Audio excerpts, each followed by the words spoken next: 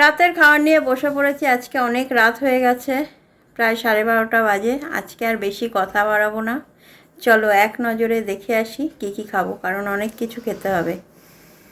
চলো দেখো, প্রথমেই আছে গরম গরম ভাত, তারপরে আছে লোটে মাছের ঝুড়ো, সঙ্গে রয়েছে পাতিলেবু, আর রয়েছে মসুরির ডাল টমেটো দিয়ে, সঙ্গে রয়েছে গোটা লোটে মাছ,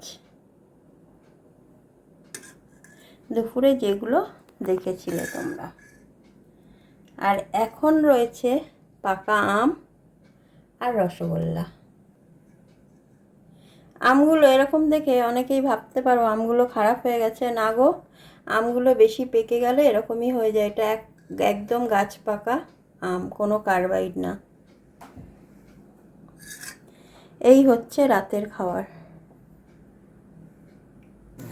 রাতের খাবার তো দেখেই নিলে, তো দুপুরের থেকে বেশি কিছু ডিফারেন্স না। এখন আম আর রসগোল্লাটা, এটাই তোমাদের সঙ্গে শেয়ার করে নিলাম। এখনের মতো এইটুকুই, দেখা হচ্ছে আগামীকাল। আজকের মতো গুড নাইট, টাটা।